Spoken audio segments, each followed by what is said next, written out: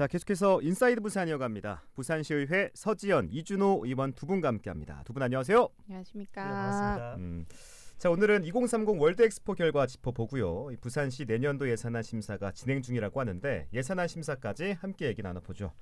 창과 발패 대결이 되지 않을까 예상해 봅니다. 자, 먼저 부산이 엑스포 유치에 실패했어요. 그렇죠. 먼저 이 표부터 보면 119대 29. 이 결과에 대해서 어떻게 생각하십니까? 이준호 의원님부터. 네, 일단 마음이 너무 아픕니다. 사실은 우리 지난 1년 동안 시민분들과 또 정부 그리고 여당, 야당 모두 정말 한마음으로 노력을 많이 했거든요. 네. 근데 더군다나 저는 이 과정에서 시민들이 정말 힘을 많이 보태주셨는데 그렇죠. 결과가 아쉬워서 너무 마음이 아프고 또 한편으로는 우리 시민들이 이렇게 대단한 분들이구나 또 존경하는 마음도 또 가지게 됐던 그런 계기였던 것 같습니다. 자, 박빙 승부를 예상했는데 서지연 의원님 많이 실망스럽죠? 119대 29 네. 그리고 로마가 17표였는데요. 네. 뭐 많은 분들도 잘 알고 계시겠지만 로마는 심지어 3차 PT 때는 주요 정부 부처의 관계자들도 오지는 않았었습니다. 그런 상황에서 17표라고 하면 이제 유럽의 표를 이제 다 가져간 상황이었는데 우리는 지구 459바퀴를 돌았다라는 이야기와 부산시에서도 올해만 해도 약 350억 넘는 예산을 엑스포에만 투여를 했는데 결과적으로는 29표밖에 얻지 못했습니다. 참패죠. 참패고 굉장히 허탈하고 우리 시민분들에게 그동안 얼마나 핑크빛 미래를 제시를 하면서 엑스포의 당위성을 얘기하며 엑스포와 연결된 많은 사업을 이야기를 했습니까? 네. 그 허탈감에 지금 쓰라린 마음을 얼마나 우리 시민분들께서 안고 계신데 그 상황에 대해서 조금 더 책임 있는 자세들로 사과부터 해야 되는 것이 맞다라고 생각합니다. 이게 좀 화가 나고 실망스러운 부분이 표 차이예요. 표 차이가 좀 덜 났으면 우리가 젖잘싸라고 하잖아요. 졌지만 잘 싸웠다라고 말할 수 있는데 이 29표는 좀 많이 나거든요. 또 이게 2차 결선 투표까지 가서 재역전 하겠다라는 말까지 나왔었는데 이 결과에 대해서는 좀 진지하게 생각해 볼 필요가 있을 것 같습니다. 뭐가 잘못된 걸까? 이 질문을 드리고 싶은데 정부의 정보력과 외교력 이게 현 주소 아니냐라는 평가도 있어요. 이준호 의원님. 네, 사실은 뭐 전략 실패였죠. 전략 실패였고 우리가 아쉬운 것은 사우디보다 1년 정도 늦게 경쟁에 돌입을 했습니다. 저는 아무래도 이 선거를 준비했던 시간이 워낙 짧았기 때문에 좀 전략 부재 속에서 선거를 급하게 치르지 않았나라고 생각되고요. 네. 또 한 가지 아쉬운 점은 우리가 외국에서 활동을 많이 했었어야 됩니다. 이제 투표로 인해서 이제 선거에 당락이 전에 정해지는 것이기 때문에 내부 분위기를 띄우는 것보다는 국외 활동을 조금 더 많이 했어야 되지 않았나라는 아쉬움이 있고요. 그리고 저는 조금 희망적인 것은 이 사안에 대해서 여야가 함께 했었다. 특히나 이제 야당의 국회의원께서 특위위원장을 하시기도 했고 또 민주당에서도 많이 도왔습니다. 뭐 국회의원부터 또 기초의원까지도 해외 출장을 나가서 또 엑스포 유치에 힘을 쏟았었거든요. 뭐 이 정치권이 늘 싸우기만 하는데 또 뭐 협치를 하는 모습을 잠깐 보였기 때문에 네. 국민들께서는 또 좋아하셨을 거다라고 생각합니다. 1년 늦게 우리가 들어갔다라고 하면 전 정부 얘기를 안 할 수 없는데 전 정부 탓도 있다라고 해석하면 될까요? 전 정부 탓은 하고 싶지 않습니다. 네. 다만 이번 정부에서 시기적으로 사우디보다 1년 뭐 늦게 준비를 해서 시작했기 때문에 뭐 시간적으로 좀 아쉬웠다라는 뭐 변명 아닌 변명을 좀 하고 싶습니다. 서 의원님은요? 지금은 사실은 변명보다는 뼈저린 반성이 먼저여야 된다라고 보고요. 지금 연대 책임을 강조하시려고 하시는 것 같은데 결과적으로는 전략이 굉장히 잘못되었었고 특히 부산시 같은 경우도 방향을 정말 잘못 잡았거든요. 이게 BIE 회원국들이 투표를 해서 결정이 된다라는 것은 누구나 알고 있었던 사실입니다. 그렇죠. 그럼 회원국을 공략해야 되는 것이 가장 기본 중에 기본인 전략이었죠. 그런데 사실 부산시는 지자체에서 편성된 예산 중에 버스 랩핑이라든지 그다음에 이제 뭐 굿즈를 만드는 부분이나 계속해서 홍보를 하는 것, 연예인들을 홍보 대사로 이제 쓰면서 만들어낸 다양한 컨텐츠들 이런 식으로 오히려 시민분들 부산 안에서의 분위기 조성에 너무 많은 활용을 했었습니다. 적당하지 않았고요. 두 가지를 더 말씀을 드리고 싶은데 첫 번째는 하고 싶다와 할 수 있다는 다릅니다. 근데 객관적인 분석이 처음부터 잘 되지 않았다라는 것, 그 사우디를 지나치게 무시했다라는 부분이 좀 있고요. 네.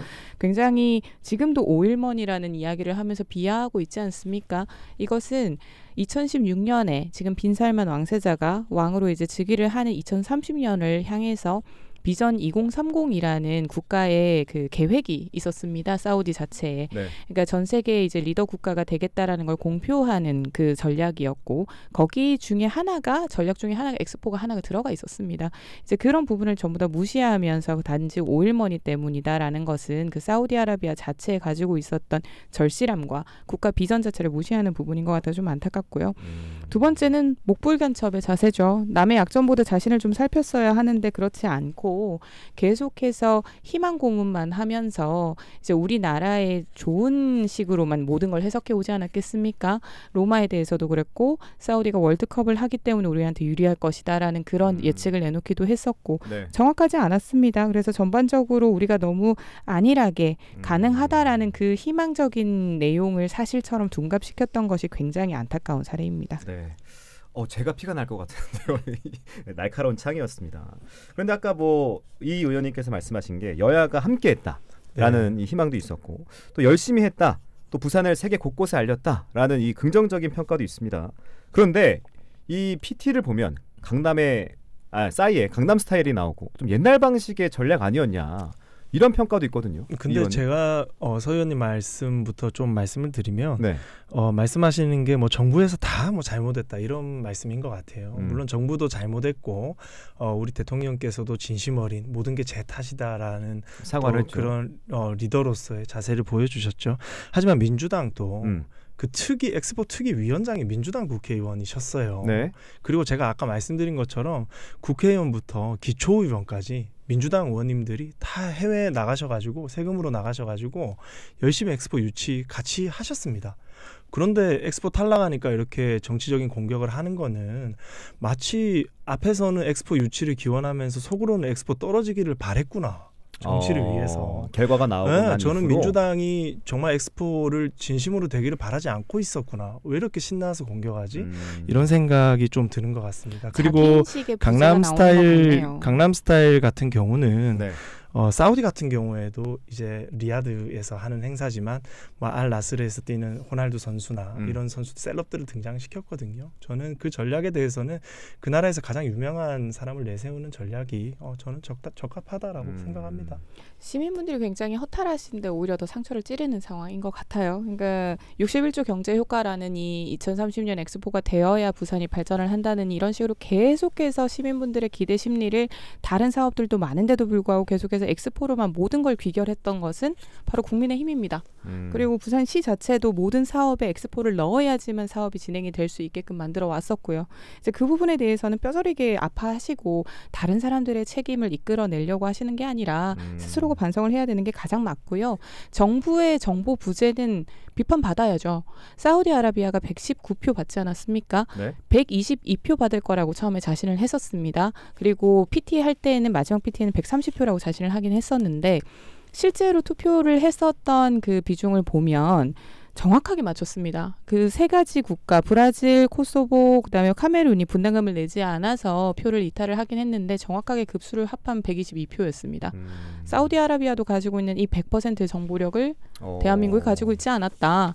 하지만 알았는데도 이렇게 계속 끌고 왔다라고 하면 더욱더 기만이고요. 네. 그래서 이 부분에 대해서는 뼈저리게 아파하셔야 되고 홍보전 같은 경우도 마찬가지입니다. 사우디아라비아는 마지막 PT에서 물론 이제 한국의 컨텐츠들을 좀 차용한 느낌도 있긴 했었습니다. 이제 그만큼 자기들의 약점을 보완을 하기는 했었는데 뭘 할지, 우리가 뭘 가지고 있는지, 그리고 사막의 한가운데에서 무엇을 만들지를 보여줬었습니다. 하지만 우리는 그저 연예인들의 릴레이식의 컨텐츠밖에 없었죠. 아쉬울 수밖에 없습니다. 그러니까 이게 결과론적이긴 하지만 이 결과가 이렇게 나왔으니까 거기에 대한 비판은 어쩔 수 없이 따라가는 것 같긴 합니다. 그런데 이 박형준 시장은 2035년에 제도전 의사를 밝혔거든요. 가능할까요?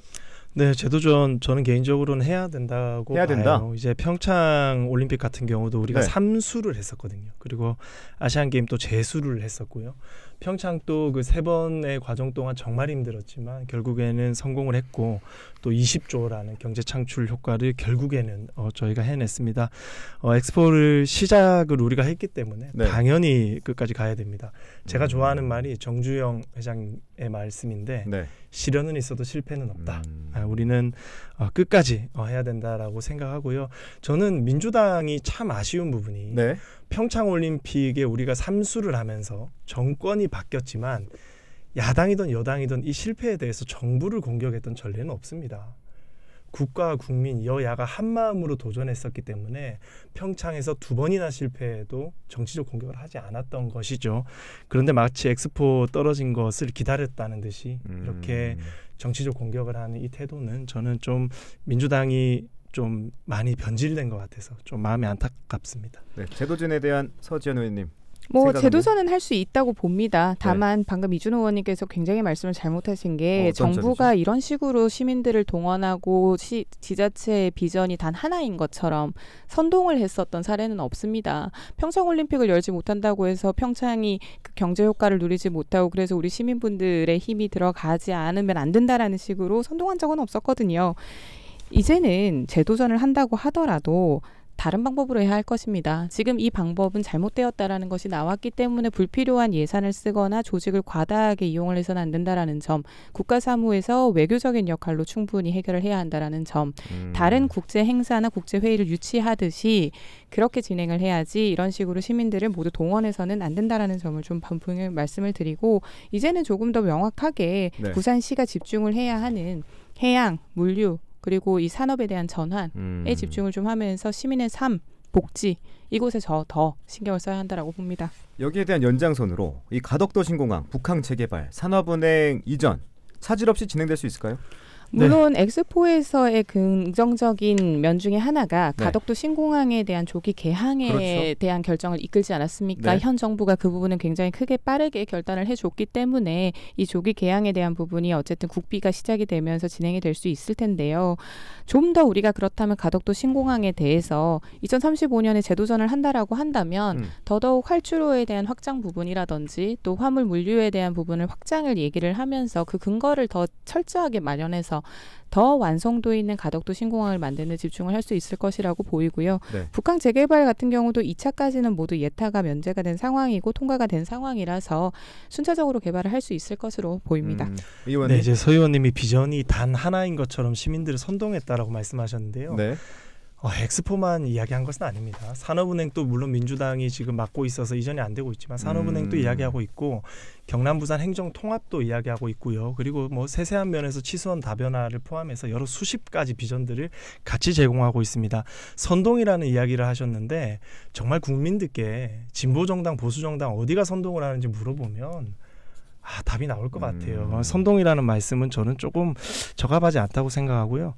가덕신공항과 우리 북항 재개발 문제는 윤석열 대통령께서 어제 담화를 통해서 차질 없이 추진하시겠다라고 말씀하셨습니다. 그리고 우리 여당의 김기현 대표 또한 분명히 변함없이 끝까지 밀고 나갈 것이라고 네. 이야기했기 때문에 이 두 국가 지도자들의 이야기를 신뢰하고 기다려보면 분명 실행될 것이다라고 생각합니다. 네.